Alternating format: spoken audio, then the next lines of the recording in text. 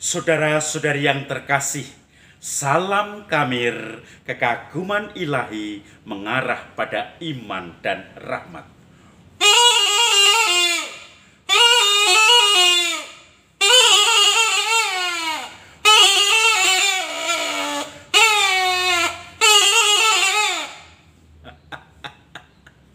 Anak-anak sekarang senang kalau lewat bis, dan bis itu dipaksa untuk membunyikan belnya, bel terompet.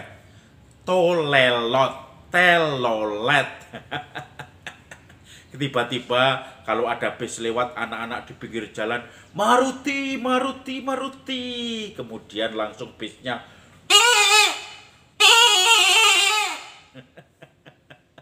Itulah kegembiraan anak-anak.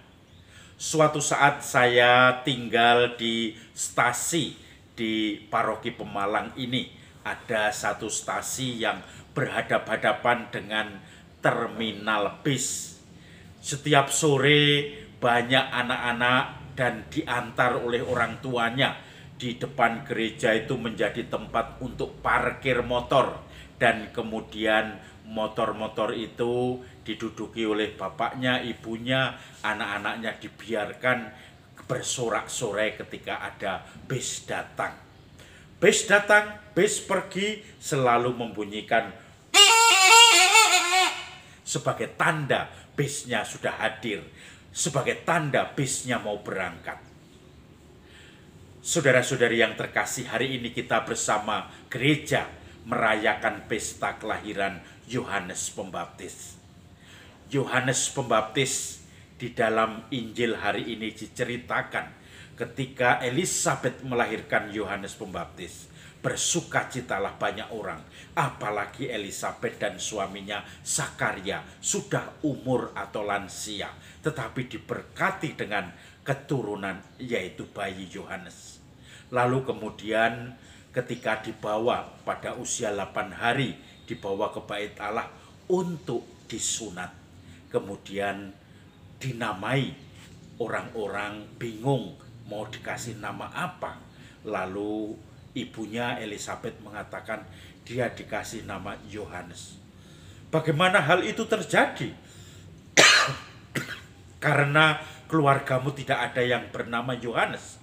Lalu kemudian bapaknya Zakaria yang bisu sejak Yohanes dikandung oleh Elisabet karena ketidakpercayaan, maka kemudian Zakaria menuliskan namanya Yohanes. Lalu Zakaria bisa bicara pada waktu itu. Saudara-saudari yang terkasih, Zakaria kemudian mendapatkan suatu mukjizat yang tadinya bisu menjadi bicara ketika memberi nama anaknya Yohanes.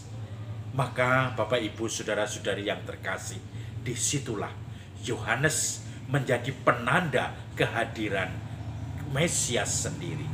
Mesias kerajaan Allah.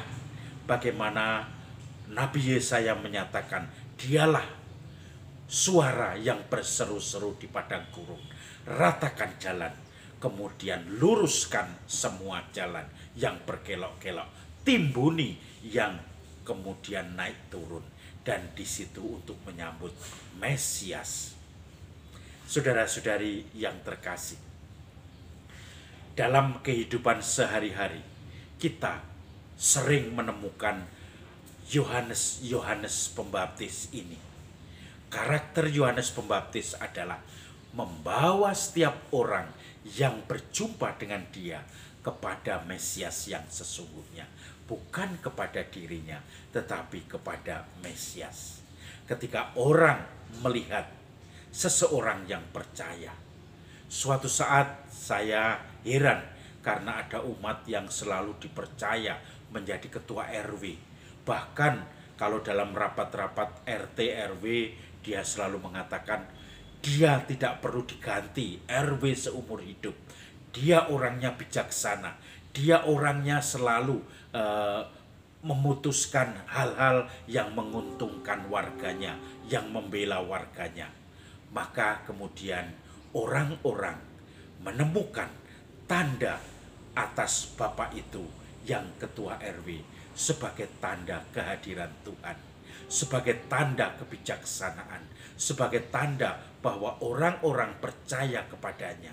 Tentu saja kepercayaan itu tidak untuk diri sendiri, tetapi dibawa kepada orang di mana figur di mana orang itu memegang teguh sebagai prinsip hidupnya, yaitu Mesias sendiri. Barang siapa melihat Yohanes Pembaptis akan otomatis dibawa menuju Mesias, Kristus, Tuhan sendiri. Barang siapa melihat Bapak itu, Bapak RW itu, maka dia pun akan selalu melihat Tuhan yang ada di dalam mungkin hanya semacam serpian-serpian Tuhan yang dihayati oleh Bapak itu.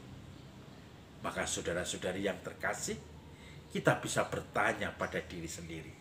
Pertama, siapakah Yohanes Pembaptis dalam hidup saya yang menuntun saya setiap saat kembali kepada Tuhan ketika saya jatuh? Yang kedua, apakah saya juga bisa menjadi Yohanes Pembaptis yang lain, yang membimbing setiap orang yang berjumpa kepada kita menemukan Tuhan sendiri di dalam pengampunan, di dalam keramahan, di dalam bimbingan, di dalam pembicaraan, di dalam pergaulan kita. Saudara-saudari, salam Kamir, kekaguman ilahi mengarah pada iman dan rahmat.